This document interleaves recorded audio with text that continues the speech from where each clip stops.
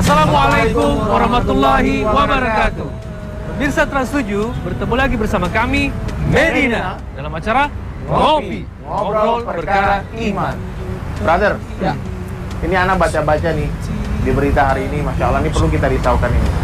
Ini kayaknya narkoba semakin hari semakin menggila. Alhamdulillah ya. Jangan sampai ini nanti ini berkorban terus berjatuhan. Coba lihat ini artis terkenal aja keges lagi. Alhamdulillah. Kurang apa coba? Terkenal sudah, duit ada, popularitas ada, tapi masih dia makin narkoba. Bahkan para pejabat sampai orang konglomerat itu makin narkoba. Alhamdulillah. Nah ini gimana sih sebetulnya menurut antum gimana? Kalau menurut saya sih langkah pertama untuk sekarang kita lakukan, kita datang ke tempat kejadian, maksudnya kepada orang-orang yang memang konsumsi langsung bersentuhan langsung sama mereka, kita tanyakan sama mereka gara-gara apa sih mereka bisa pakai narkoba, terus apakah dari memang pasti keluarga yang memang hancur, atau dari pergaulan, atau dari apa, kita langsung aja ya, betul nggak? Gimana? Setuju. Kebetulan ada temen nih di daerah Jakarta Timur kalau nggak salah, dia punya tempat rehabilitasi narkoba. Gimana kalau kita ngopi di sana? Boleh. Baik pemirsa, kita akan menuju tempat rehabilitasi narkoba dan kita akan berbincang-bincang sana, kita akan ngopi di sana. Ikuti perjalanan kami kali ini. Insyaallah bermanfaat. Pasti berjaya, yang bersyukur pasti. Lagi-lagi kasus narkoba kembali mewabah di Indonesia. Tak hanya merusak akal dan pikiran, narkoba juga telah menggerogoti iman dan ketakwaan seseorang di dunia. Bisa dikatakan dampak negatif jauh lebih unggul dibandingkan positifnya. Jadi, lebih baik berani mengatakan untuk say no to drugs buat narkoba. Jangan salah, ternyata tidak hanya di negeri ini saja yang tercoreng namanya. Di berbagai negara pun jelas tercatat ada 200 juta jiwa per tahun narkoba telah menjerat semua kalangan. Dan yang lebih menakutkan, target utama bandar adalah usia produktif, yaitu usia remaja hingga dewasa. Terbukti ancaman bahaya narkoba telah banyak mewarnai sampul depan surat kabar di Indonesia. Astagfirullahaladzim. Semoga Allah memberikan hidayah kepada semua teman-teman kita di sana. Amin.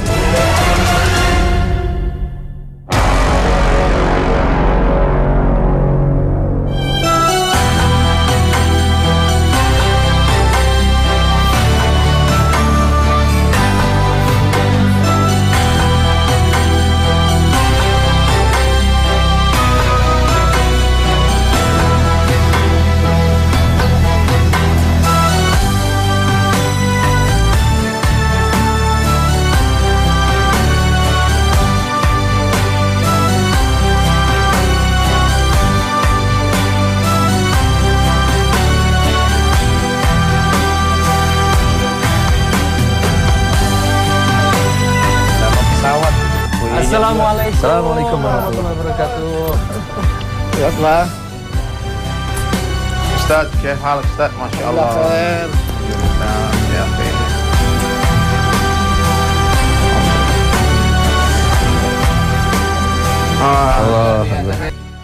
Silakan. Allahumma sholli ala Subhanallah. Jadi Boy sama Rizal kita kedatangan tamu yang luar biasa nih. Kita niat silaturahmi ke sini, kita pengen jumpa sama saudara muslim di sini, dan apa namanya saling share lah ya, saling berbagi tentang situasi dan kondisi dan keadaan di sini. Gitu. Boleh, Ustadz ini santri di sini? Ya ini klien kita, kita panggil santri karena di sini pola nanti rehabilitasinya banyak muatan spiritual. Ya kita pengen mereka santri karena tidak semua terima dipanggil pasien.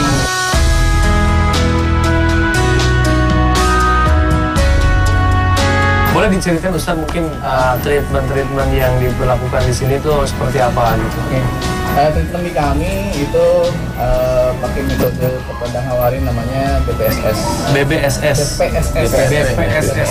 biologi, psikologi, spiritual sama BPSS, sosial sama spiritual. Biologi itu medisnya. Kenapa ada medisnya? Karena narkoba menyerang sistem pusat saraf, limbik system. Itu yang kita betulkan dulu. Makanya ada masa stabilisasi. Tahapan pertama 7 sampai 10 hari detoksifikasi. Gitu kan dari tadi. 7 sampai 10 hari ya? Iya, 7 sampai 10 hari itu kita detoks. Setelah selesai detoksifikasi atau kita namakan stabilisasi, baru kita masuk fase rehab. Metode ini diramu sedemikian rupa sehingga di sini kelebihannya ada program setiap harinya. Jadi teman-teman Boy, Rizal semuanya ya.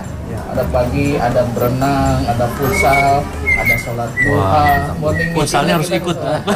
Sama renang ya. Selesai itu ada kita morning meeting, sholat duha. Selesai itu program yang lain ada terapi motivasi, terapi karya lukis dan lain sebagainya. Gitu. Jadi semua unsurnya ini yang harus mereka jalanin. Ini Ustaz, tentu buat pemirsa di rumah ya, ibu-ibu ataupun bapak-bapak ya, yang punya anak muda, yang mungkin punya perilaku yang aneh. Mungkin ada nggak ciri-ciri orang yang sedang memakai narkoba ataupun orang yang sedang ketergantungan narkoba? Kalau gejala awal sih tanda-tanda nih anak udah ada mulai pakai itu adalah yang harus dilihat juga adalah sama keluarga tuh perubahan perilaku.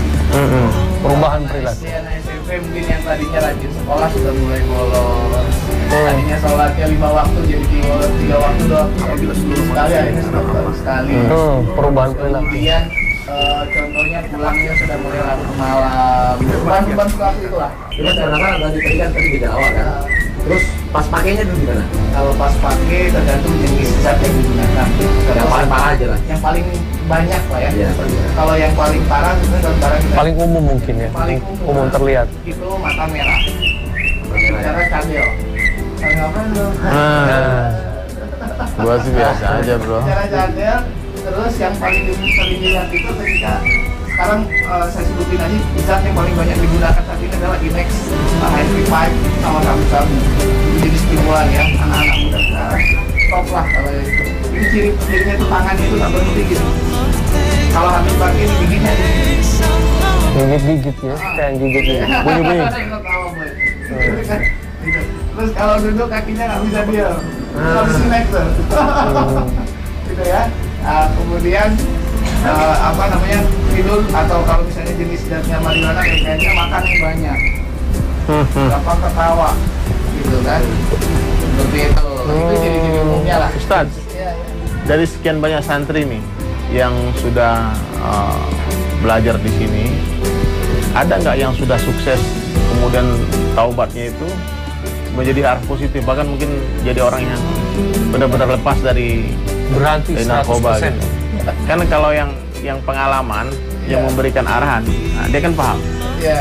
Kalau orang nggak pernah ini ternyata orang yang pakai mikir nih orang ngomong apa sih kayak pernah pakai aja gitu. Nah, tapi kalau nggak pernah kan itu luar biasa. Ya, Bangin. Apabila seluruh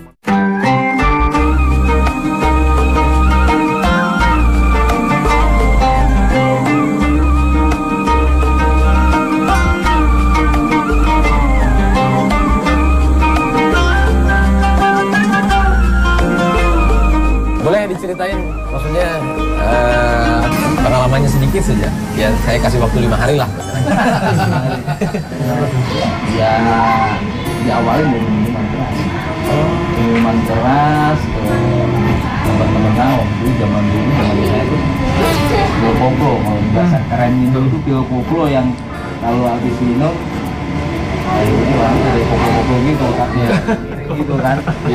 Kadang nggak nyambung, kadang bawaannya sundul, kadang marah. Itu saya konsumsi dari kelas ini. Ganja semakin tinggi berganja.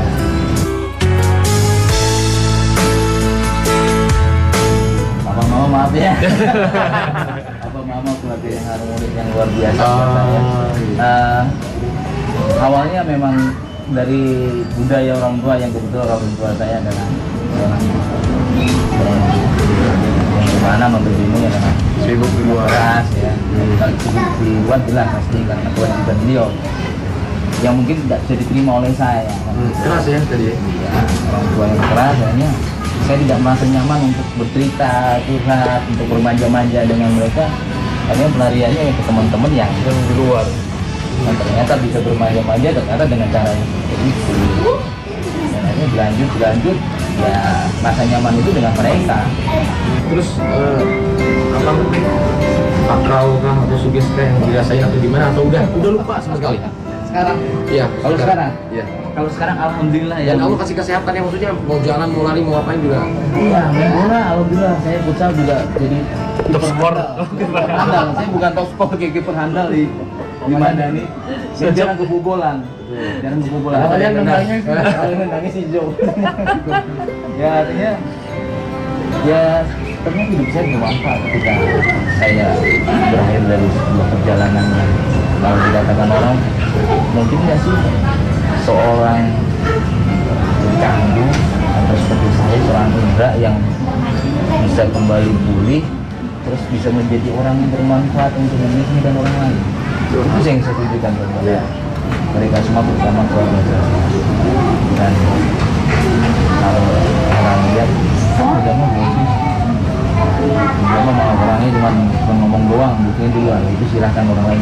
Tapi yang jelas saya melakukan sesuatu berdasarkan niatan saya, bahwa kisah hidup saya yang sudah ditata dalam bahasa medis kan, kalau orang HIV itu kan, HIV itu kan paling lama 12 tahun bertahan dengan kondisi yang sehat ya. Dan saya mengatakan semuanya adalah karena Allah. Dan saya nggak berpatokan bahwa ketika 10 tahun tinggal 2 tahun lagi ya. Hitungan matematis sebulan yang lalu dia sempat memberikan data hampir semua temennya satu ya. waktu bersamaan dipanggil sama Allah. Oh, 2 di 8. Tapi dia sempat 2 kali masuk penjara, jadi bandar besar, kemudian terakhir dia dengan penyakitnya yang tadi datang dibawa ke rumah sakit, yang rumah sakit itu sudah tidak terima, udah langsung bangsa bilangnya. Ada istilah silipor itu lah, salah satu daya balak imunitasnya itu sudah sampai 3 normal 400. Itu orang bukan ada soalnya. Terasa apa aja tuh biasanya? Yang terasa kalau dari fisik pasti rasanya nafas saya pendek. Dia jalan sekitar 25 meter, jalan tangannya menanjak, nggak mungkin naik ke lantai 2 gitu. Kos-kosan. Memilih juga tahu.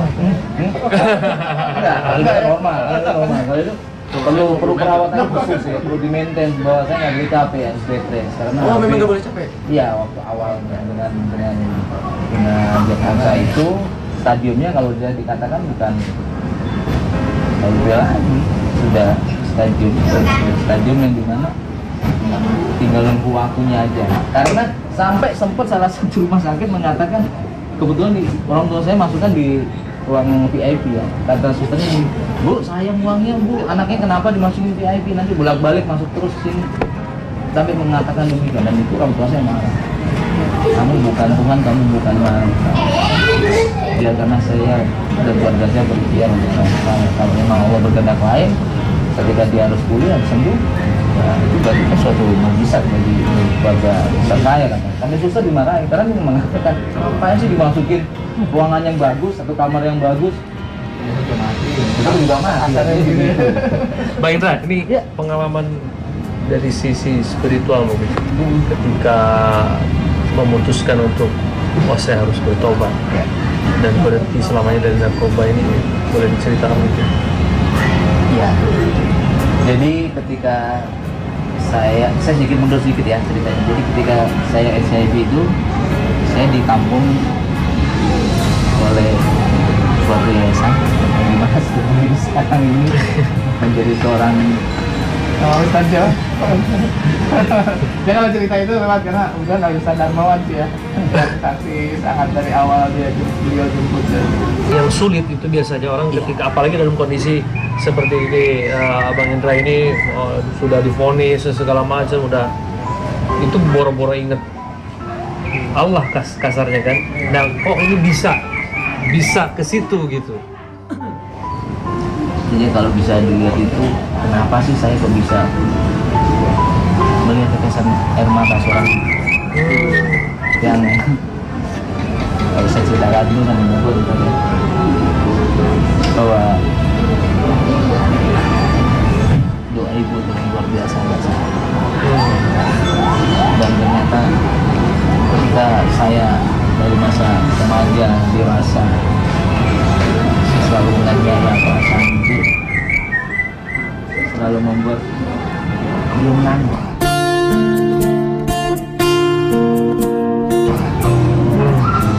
Hingga air matanya kering ketika saya didiagnosa. Akhirnya saya anak laki satu-satunya dalam keluarga saya, menjadi kebanggaan orang tua saya. Ternyata kok tidak seperti apa yang diharapkan. Kalau laki-laki kan harus terus bahwa hidupnya cuma cukup sampai di sini. Itu yang memotivasi saya untuk bisa berubah, dan dengan diiringi doa ibu itu kan saya akhirnya bisa mengatakan saya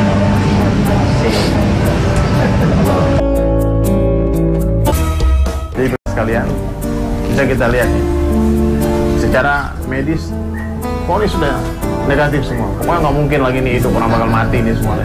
Meskipun semua kita pasti bakal mati ya, tapi kalau secara medis dokter tuh tahu ini kalau penyakit begini nggak bisa ditolong lagi. Cuman kalau orang ada niat dari dalam dirinya sendiri, dalam diri sendiri itu baik. Satu orang melangkah satu langkah kepada Allah, Allah akan berlari menghampiri dia. Orang berjalan menuju Allah, Allah berlari menghampiri dia. Dan perbaikan ini, apa saja masalah orang itu, dosanya dia, apapun kesalahannya dia, itu mesti dari dalam diri orang itu. Itu bisa dari luar.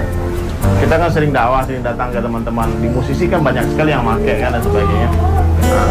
Itu bagai berjuta nasihat pun tidak akan mampu kalau dia nggak pengen berubah. Itu telur ya. Telur itu tidak akan pernah menjadi anak ayam kalau dia dipecah dari luar. Tapi kalau telur itu dirami dengan penuh kelembutan, dengan penuh kesabaran, waktunya datang nanti pecah dari dalam. Nah, jadi keinginan Bang Indra untuk sembuh, untuk berhenti, itulah yang Allah hargai. Kalau orang tidak pengen berubah, jangankan cuma seorang ustaz, seorang kiai, bahkan ribuan nabi pun dihantar untuk memberi nasihat tidak akan ada artinya bagi orang yang tidak pengen baik ya. Nah, jadi kita sebagai teman, sebagai yang notabene seluruh orang Islam ini kan dai dan daiyah ya. Tugas kita tuh seperti induk ayam yang mengerami tadi itu. Makanya kita dalam rehab ini, dalam memperbaiki keadaan umat ini mesti penuh kelembutan dan kesabaran. Itu yang saya lihat. Di sini konsepnya saya lihat dari ke belakang itu mahabbah, kasih sayang, persaudaraan kan. Habis sholat baca doa rame-rame, berjamaah, diajak main futsal, diajak seperti diperlakukan orang teman-teman ini bukan seperti pasien orang sakit, tapi dipanggilnya santri kan. Nah, jadi intinya begitu. Pokoknya kita jangan pernah memutuskan harapan orang untuk bertaubat. Setiap orang ini enggak, kita bukan Tuhan, bukan siapa yang memvonis orang kamu bakal mati, bakal masuk neraka, bakal ini semua, enggak ada. Ini nih judulnya nih keren. Ajal itu tak menunggu taubat. Nah, Ajal tak menunggu taubat. Dan kita pun hari-hari kan di Medina, itu kan setiap hari bilang itu orang kaya mati, orang miskin mati, raja-raja mati, rakyat biasa mati. Yang make mati, yang nggak make pun mati. Cuman yang make mati yang nggak enak. Bedanya itu. Dan ini biasa, nih pemirsa di rumah ya. Biasanya nih ulama sampaikan, Allah Subhanahu Wa Taala itu akan matikan seseorang sebagaimana kebiasaan hidupnya. Dan nanti akan dibangkitkan di akhirat sebagaimana keadaan matinya. Jadi orang-orang mati syahid itu bang, itu diceritakan dalam surah, nanti dia akan menghadap Allah dengan darah yang masih segar. Nah, jadi kita sudah banyak melihat ya, orang yang sibuk narkoba mati lagi overdosis, orang sibuk trek-trekan motor lagi mati tabrakan, yang hobi naik gunung mati jatuh dari tebing, yang hobi surfing di pantai tahu-tahu mati di gulung ombak. Itu dia biasa. Nah, bagaimana sekarang nih? Semua kita yang menonton tayangan ini sibukkan diri dalam dakwah, sibukkan diri dalam amal-amal agama, dalam ibadah, dalam zikir, dalam khidmat. Nanti kemungkinan besar kita akan mati lagi dakwah, mati lagi sujud malam, mati lagi baca Al-Quran, lagi taklim. Dan satu lagi, sebetulnya apa namanya, kan dibilang sama Bang Indra tadi, narkoba itu enak kan? Itu bukti maha baiknya Allah Ta'ala itu. Sehingga dalam dosa pun, dalam maksiat pun, itu Allah kasih nikmat. Dalam maksiat dia Allah kasih nikmat. Tapi nikmat maksiat itu, apabila kita bandingkan dengan nikmat taat, itu seperti tetesan air berbanding dengan samudera yang luas. Nikmat narkoba dibandingkan dengan nikmat zikrullah, Itu nothing, tidak ada apa-apanya. Orang dengan narkoba, dia kecanduan narkoba, dia siap jual apa saja, jual rumahnya, jual tanahnya, jual. Tapi untuk perkara agama pun, sahabat siap diapain saja. Karena nikmat agama ini puncak dari segala nikmat, bahkan bisa disembelih. Mana yang mati. Tapi sahabat, kita nabi-nabi pun diceritakan dalam Al-Quran bagaimana mereka mengorbankan segala-galanya, harta dirinya untuk mendapatkan nikmat agama. Nah, jadi puncak dari segala nikmat adalah nikmat iman. Dan satu orang manusia, tidak akan ada satu orang pun yang mau meninggalkan manisnya maksiat sebelum merasakan manisnya taat. Nah, ya alhamdulillah lah. Kita sudah banyak dapat hikmah ya, ilmu juga. Akhirnya yang tadi kita risaukan gara-gara lihat berita, dengan berita itu akhirnya terjawab. Dari 0 sampai 10 itu insya Allah udah terjawab. Mudah-mudahan pemirsa juga merasa terbekali lah, terutama untuk para orang tua, bagaimana yang paling penting itu menjaga agar anak-anaknya ini tidak terlibat narkoba. Jadi alhamdulillah pemirsa di rumah yang setia menonton tayangan Ngopi Ngobrol Perkara Iman. Saya mau mengajarkan sebuah kalimat motivasi taubat ini. Saya harap teman-teman di sini semua, abang-abang, ustadz-ustadz, dan yang di rumah ikuti ya. Nah, jangan tunggu nanti-nanti. Jangan tunggu nanti-nanti. Nanti keburu mati. Nanti keburu mati. Jangan tunggu kapan-kapan. Jangan tunggu kapan-kapan. Nanti keburu dikafani. Nanti keburu dikafani. Mari kita sama-sama bertaubat, karena ajal tidak menunggu kita bertaubat. Banyak-banyak pikir akhirat, insya Allah kita akan sukses dunia dan akhirat. Amin. Baik pemirsa sekalian, tetap nonton tayangan Ngopi setiap hari Ahad jam 5.30 waktu Indonesia Barat hanya di Trans 7. Wassalamualaikum warahmatullahi wabarakatuh.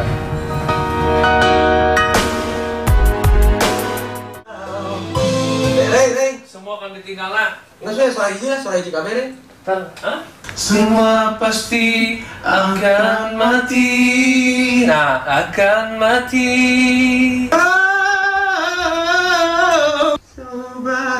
Ya. Ya gitu. Langsung sambung aja. Ada Pak. Karena di part kedua ya. Ya, 3, 2, 1.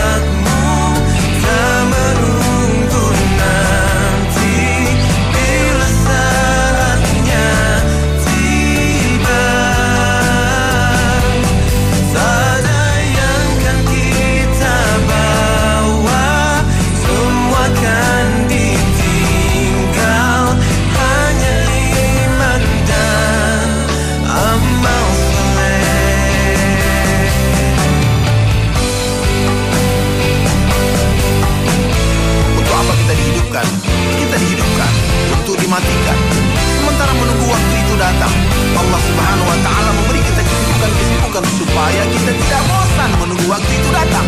Namun sayang, begitu banyak manusia yang sibuk oleh dunia, sampai-sampai dia lupa dia bakal mati. Ajal tak menunggu, tahu